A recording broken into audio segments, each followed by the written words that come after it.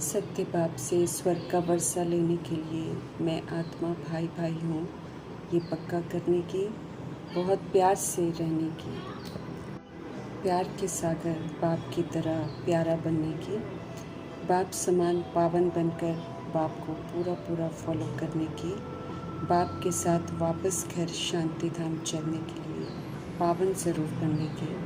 पतित पावन परमपिता परमात्मा की हम आत्माओं के लिए आज की मुरली से शिक्षा समझ मिलती है परमपिता परमात्मा से कि जब हम सब निर्बल बनते हैं तो बाद में आने वाली आत्माएं निर्बल बनती हैं। जो विधि अपनाते हैं विस्मृति में वही विधान बन जाता है सभी के लिए। अभी स्मृति से समर्थी ला रहे हैं, सर्वशक्तिमान परमपिता परमात्मा से सर्व शक्तियाँ प्राप्त कर रहे हैं। तो सशक्त बन निर्बल बन गई आत्माओं को सशक्त बनाना है, उनमें शक्तियों का फोर्स भरना है, ज्ञानदाता अर्थात समझ का सहयोग देना है, वरदानों को फलीभूत कर वरदाता भव का टाइटल प्राप्त करना है। समझ देते हैं वरदाता शिव कि वर्तमान समय में निर्बल आत्माओं में इतनी शक्ति है नहीं जिससे कि वो जंप दे सकें, उन्हें एक्स्ट्रा फोर्स चाहिए।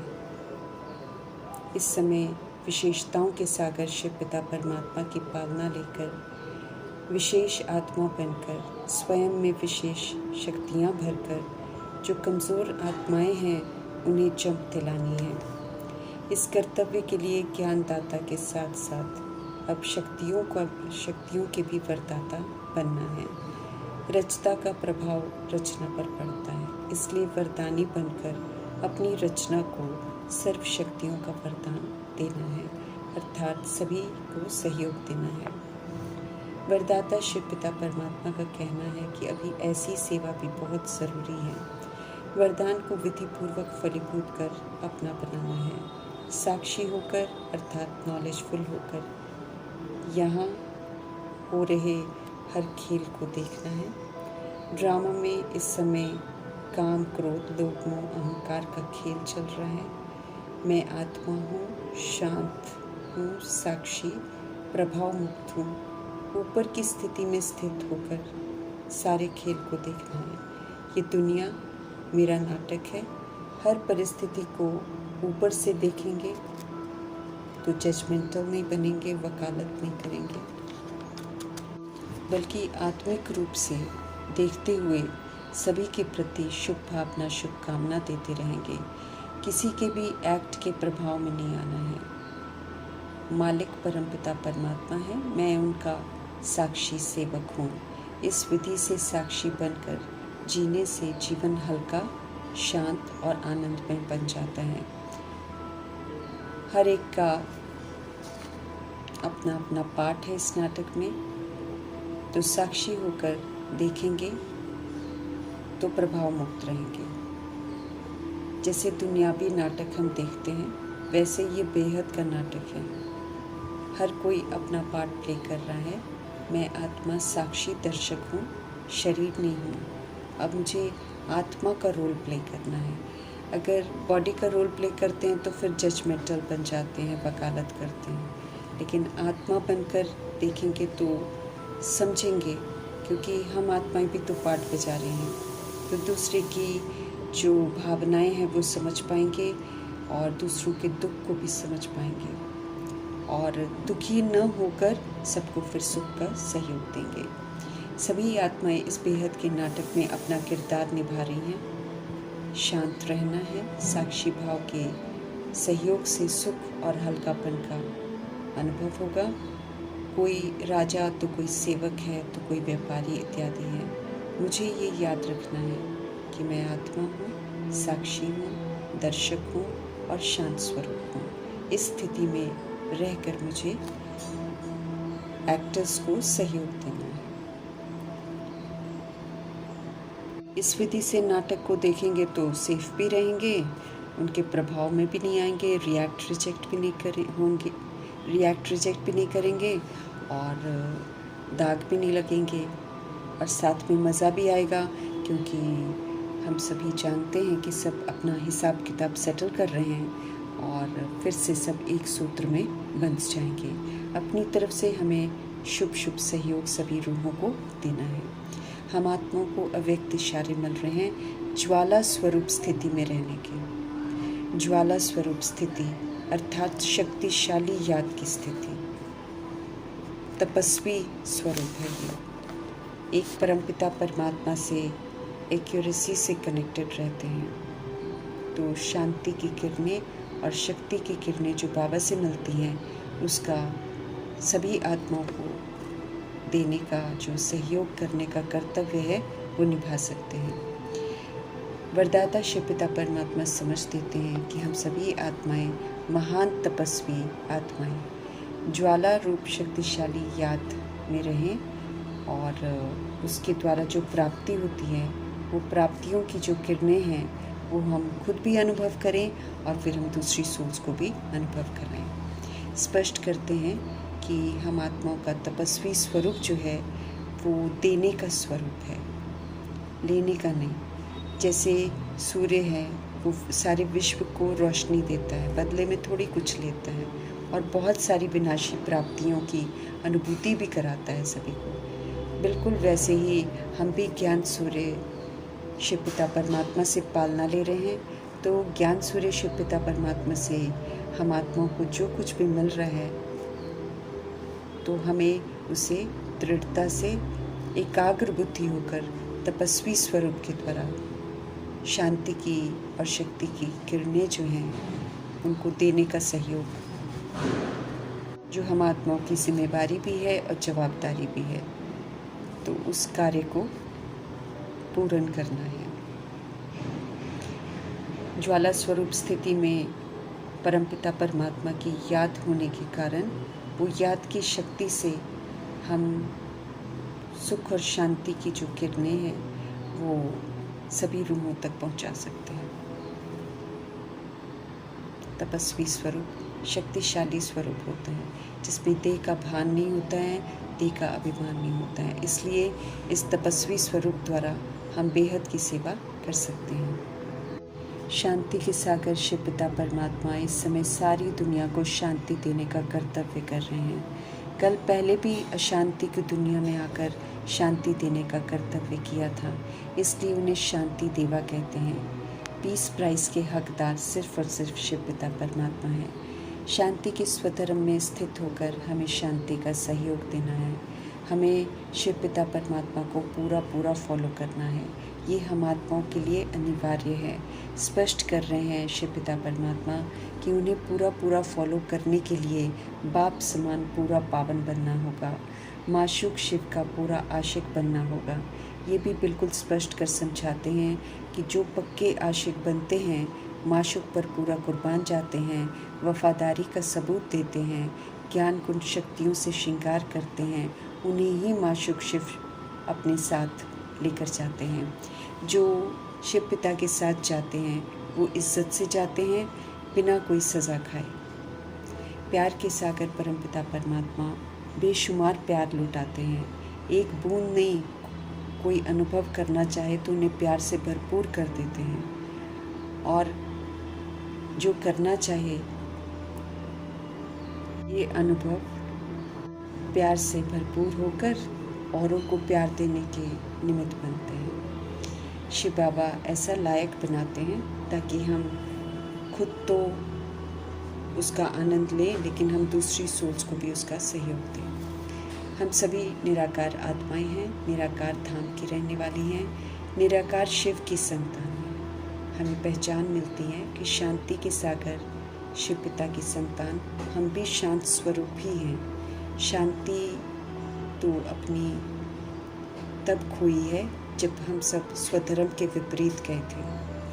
पवित्रता खंडित होती है तो शांति से हम वंचित हो जाते हैं। पतित पावन शिव पिता परमात्मा समझाते हैं कि आत्मा का स्वधर्म ही शांत है और उसका निवास स्थान भी शांति धाम है। रावण राज्य में दे अभिमान रूपी रावण की प्रवेशता सभी रूहों में है, इसलिए सब अपने ही स्वधर्म के विपरीत जाकर अशांत हो जाती हैं। पुनः राम राज्य निराकार परमपिता परमात्मा शिव ही स्थापन करते हैं। यहाँ जाने के लिए हमको क्वालिफाई करना है। श्रीमत पर चलकर खुद को रिजुविनेट करना है। दैहिक विस्तार की स्मृति से बिल्कुल विस्मृत होना है। जब हम आत्माएं स्मृति से बिल्कुल विस्मृत हो जाती हैं, जब हम आत्माओं के सुप्रीम रूह शिव पिता परमात्मा हम आत्माओं को रूहानी भोजन देते हैं, तब जाकर हम आत्माओं की बुद्धि का ताला खुलता है। तब जाकर ड्रामा का ये खेल जो है हमको यथार्थ समझ में आता है। रचता और रचना की समझ में आती है। आदि मध्य अंत में हम आत्माएं कैसे पाठ बजाती हैं, ये सब कुछ समझ में आता है। अपनी गलतियाँ भी बिल्कुल स्पष्ट नज़र आती हैं। रूहानी भोजन को जैसे जैसे हम मनन करते हैं, हजम करते हैं, आत्मा उससे सशक्त बनती जाती है। पुनः आदि अनादि विशेषताओं की तरफ हमें रिटर्न जर्नी करनी है। रावण की प्रवेशता से विकारी बनते हैं, दुर्दशा हो जाती है, शोक अशांति ही हाथ आती है। समझ मिलने के बाद हमें अब रावण को यूज़ नहीं करना है। पुरानी दुनिया का विनाश होना है, इसलिए इससे दिल तो बिल्कुल नहीं लगानी है। अब नई दुनिया जो आनी है, जिसके लिए सत्यनारायण की कथा, तीजरी की कथा, अमरनाथ की कथा अर्थात मुरली सुन रहे हैं, उसे अमल में लाना है और हमको श्रेष्ठ बनना है। श्रीमत पर एक्यूरेसी से चलने वाले सचखंड में जाते हैं। देवी देवता धर्म की स्थापना में हमें सत्यता और दिव्यता को धारण कर मददगार बनना है। कलयुग तक आते दैहिक धर्म हिंसात्मक हो जाते हैं, इसलिए उनका विनाश होना है।